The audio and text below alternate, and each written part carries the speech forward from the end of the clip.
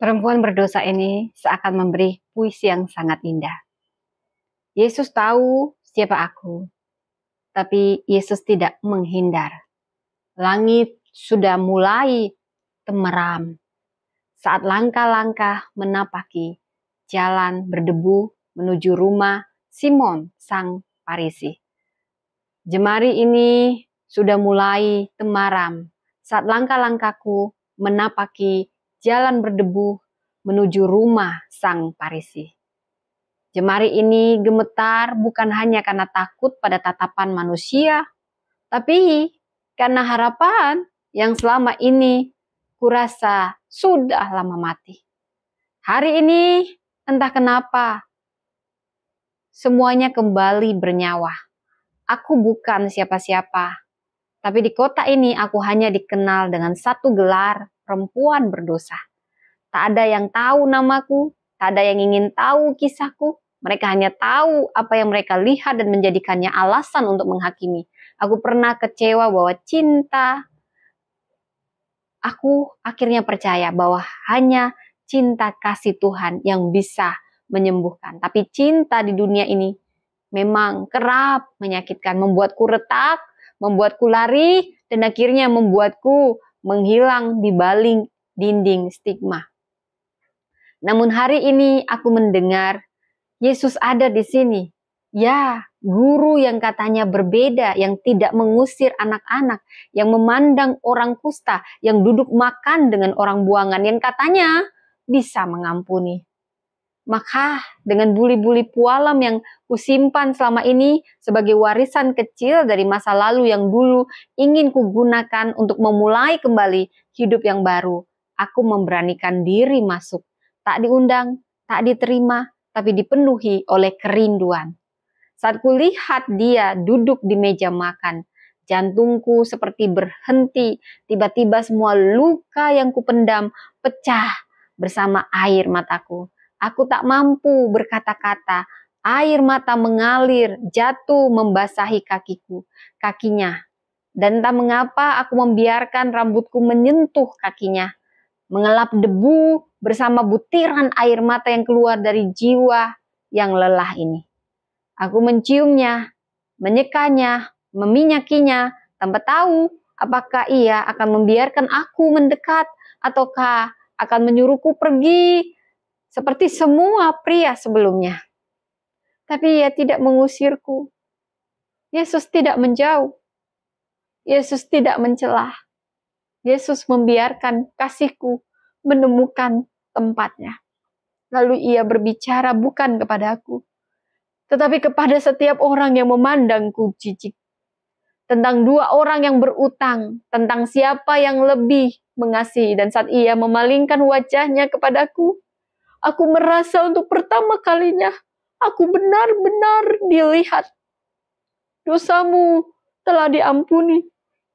Imanmu telah menyelamatkan engkau. Pergilah dengan selamat. Aku tak tahu bagaimana wajahku saat itu. Tapi hatiku terasa baru. Langkah kakiku ringan saat pergi dari rumah itu. Dunia masih sama. Orang-orang masih berbisik. Tapi aku bukan lagi perempuan yang sama.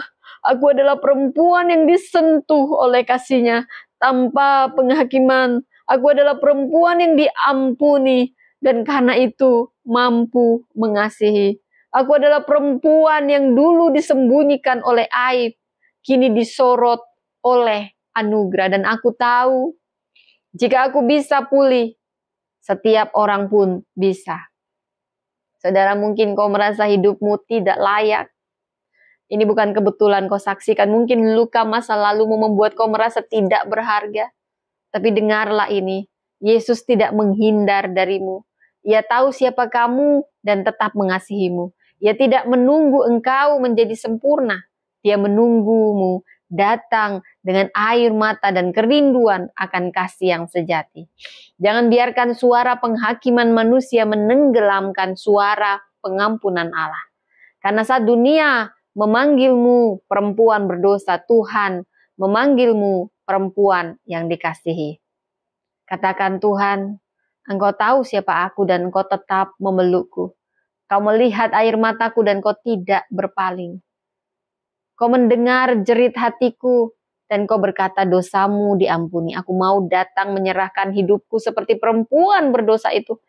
Ajar aku mengasihimu dengan seluruh keberadaanku. Bukan karena siapa aku, tapi karena siapa engkau dalam hidup. Perempuan berdosa ini memberi kita teladan. Dalam kisah disentuh oleh kasih tanpa penghakiman. Teladan keberanian yang menembus batas. Perempuan ini berani melangkah melawan sistem sosial dan stigma yang menindas. Ia menolak didefinisikan oleh masa lalunya dan mengambil resiko untuk mendekat kepada sumber kasih sejati. Perempuan dan siapapun Anda, mari melangkah melewati rasa malu, stigma atau batasan sosial. Demi kita bisa menjawab suara kasih Kristus. Tahukah Anda keberanian datang kepada Yesus? Inilah awal dari pemulihan sejati.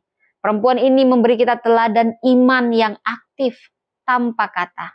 Iman perempuan ini tidak diungkap lewat kata-kata, tapi lewat tindakan nyata. Dia menangis, mengelap, mencium, meminyaki Yesus. Ini ekspresi iman yang tulus, mendalam, penuh pengakuan akan anugerah. Kadang perempuan tidak hanya punya kata untuk menjelaskan sakit atau rasa syukur mereka. Cukup dengan air mata, pelayanan diam-diam, dan kasih yang ditunjukkan lewat tindakan. Ini adalah bahasa iman yang berkenan di hadapan Tuhan.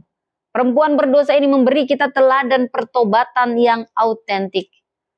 Saudara, air mata itu bukan sekedar emosi, ini wujud pertobatan sejati. Tidak menyangkal dosanya, tetapi menghampiri Tuhan yang Maha Pengampun itu dengan hati yang remuk. Saudara, pertobatan bukan soal perasaan bersalah yang singkat, tapi ini pengakuan bahwa kita butuh kasih karunia. Setiap kita dipanggil datang kepada Kristus dengan hati yang hancur, namun percaya.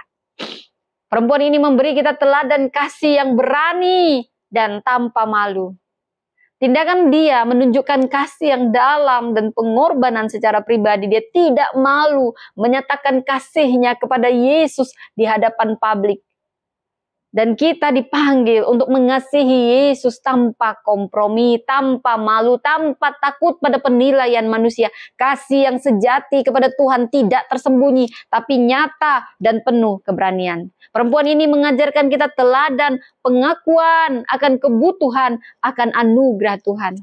Yesus menegaskan bahwa kasih perempuan ini bukti dari pengampunan yang telah ia terima. Ia menyadari utangnya yang besar dan karena itu dia mengasihi dengan segenap jiwa. Perempuan yang mengerti dan setiap orang yang mengerti betapa besar pengampunan yang kita terima akan mengajari kita mengasihi Tuhan lebih dalam lagi. Lebih dalam lagi. Ku rindu kau Tuhan. Kesadaran akan anugerah menjadikan kita lebih lembut, murah hati, penuh belas kasih kepada sesama. Perempuan berdosa ini mengajarkan teladan yang keenam, penyembahan yang autentik dan personal. Perempuan ini tidak butuh panggung, tidak perlu musik, tidak perlu liturgi untuk menyembah. Penyembahannya lahir dari kerinduan yang besar akan hadirat Tuhan dan syukur yang tak terkatakan.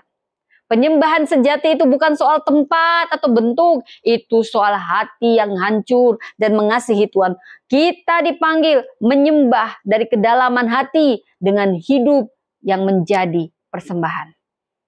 Dan dari sini kita belajar teladan yang ketujuh, penerima damai sejati. Imanmu telah menyelamatkanmu, pergilah dengan selamat. Saudara, Yesus mengakhiri perjumpaan itu dengan kata-kata yang bukan hanya pengampunan, tetapi pemulihan identitas. Tidak hanya dilepaskan dari dosa, tetapi dipulihkan dalam damai.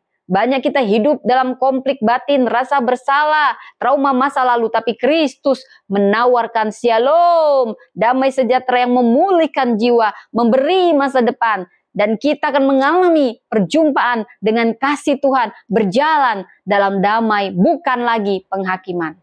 Perempuan ini awalnya datang sebagai orang berdosa, tetapi dia pulang sebagai pribadi yang sangat dikasihi. Dia membawa Dia tidak membawa reputasi, tapi air mata dan kasih yang tulus. Dia tahu, dia tidak tahu apakah akan diterima, tapi dia pulang dengan kesalahan.